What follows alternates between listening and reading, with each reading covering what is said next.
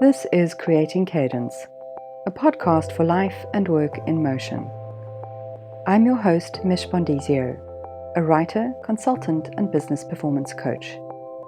I help people working in creative and digitally focused industries to develop more mindful approaches to work. This is so they can stress less, activate more of their potential, and work in a way that brings them more joy, because better selves are proven to be better for business. I'm recording this podcast series at home during the pandemic, and today's episode is about liminality and its impact on our productivity and creativity.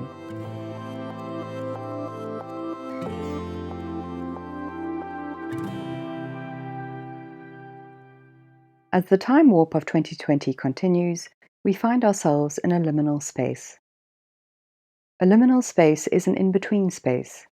It can be a physical place, a situation, or an experience where you don't know or can't see what's coming, but where multiple things or outcomes might be possible.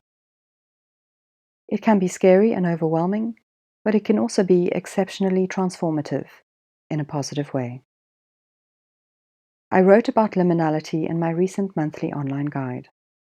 Understanding what liminality means and finding ways to continue functioning effectively in this in-between moment in time is incredibly relevant for where we're at right now.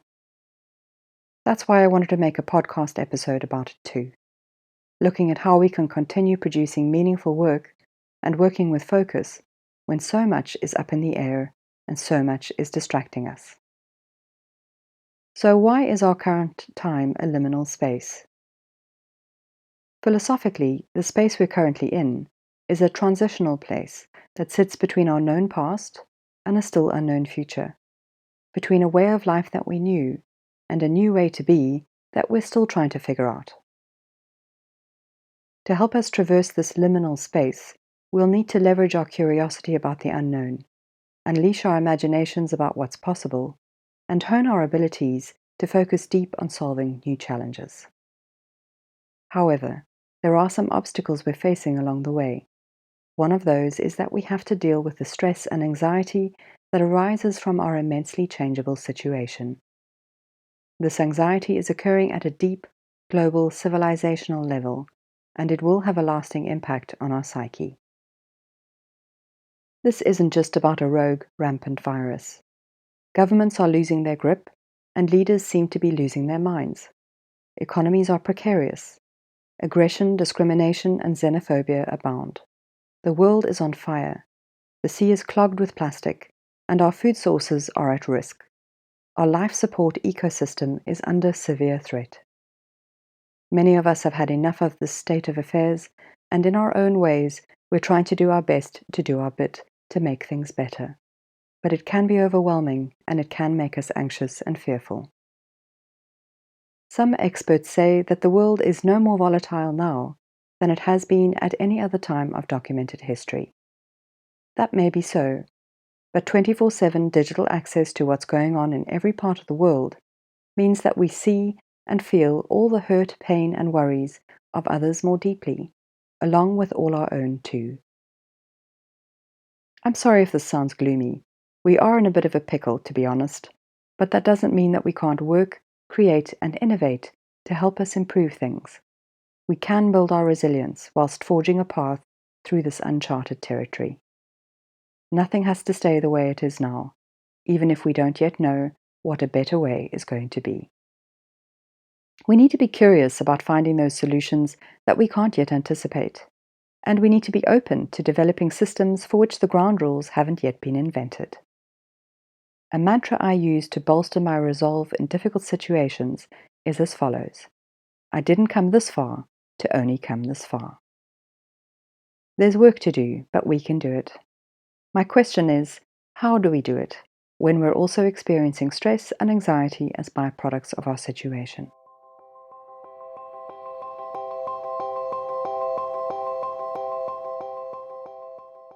Anxiety eats into our concentration because it flips our brain into survival mode. It puts strain on our cognitive load, our ability to think clearly and solve deep problems. It also shuts down our creativity, an essential skill we will need to help us find our way through.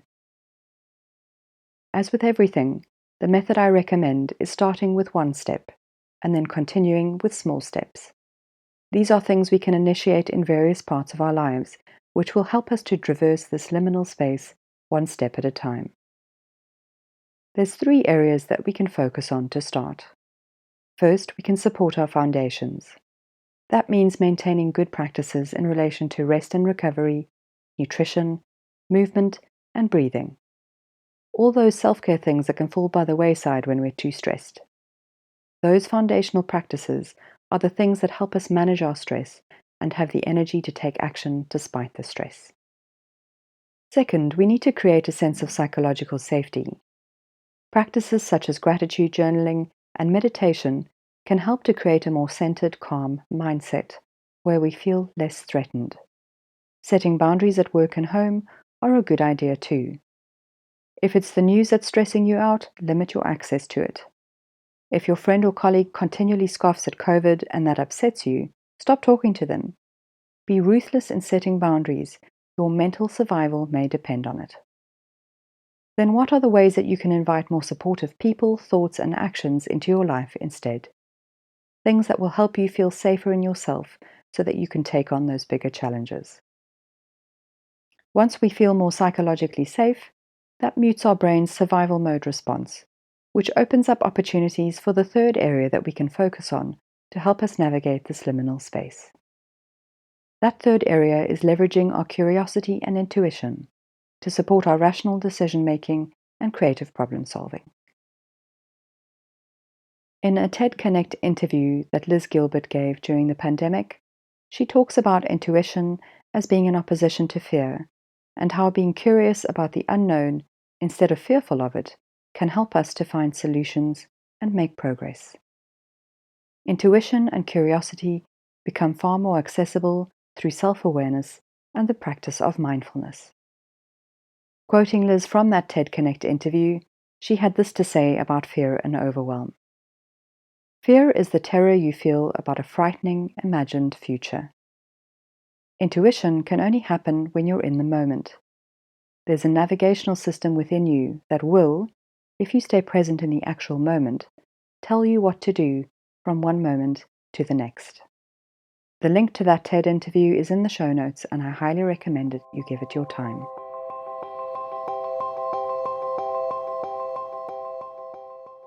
So next, I want to look at a couple of practical ways that we can activate our curiosity and intuition and support our focus and creative thinking.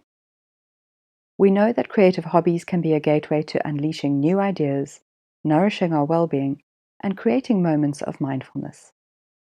If we want to emulate these results in our work situations, research indicates that the single most important thing that can boost emotions, perceptions, and motivations at work is being able to make progress in meaningful work. This research was highlighted in an HBR article by Teresa Amabile. The link is in the show notes. So some questions. Is your work meaningful to you? If not, what can you change about it to make it more meaningful? And how can you continue to make progress in your meaningful work? I'll answer that last question by saying it starts with good daily habits that support your productivity and focus. This gives us stronger foundations from which to face a future unknown. Reserving time for deep thought and work that matters also helps to create the space we need to let our creativity and intuition flow. So how can you get into the habit of making time? Something that I'm using on repeat with my coaching clients at the moment is a quote by James Clear. He says, "We often assume that productivity means getting more things done each day. Wrong. Productivity is getting important things done consistently." That's a man after my own heart.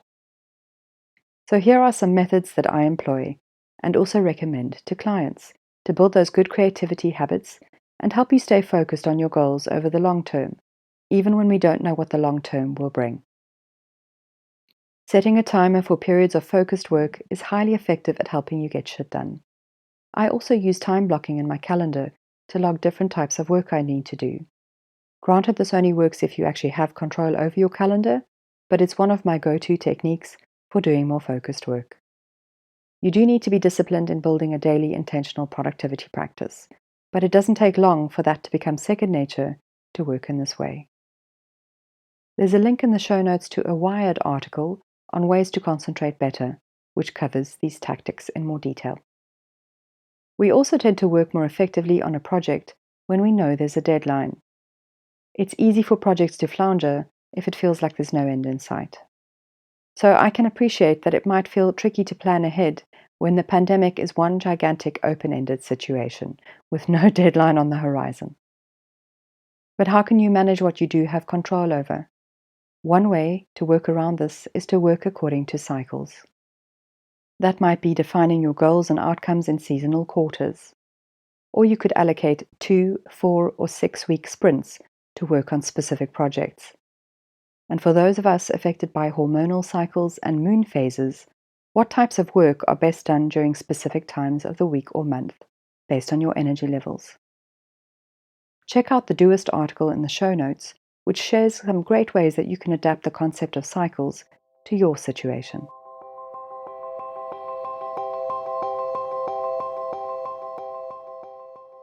So there are many ways that we can create progress and momentum through this time. And I encourage you to be open to whatever this in-between space presents to you.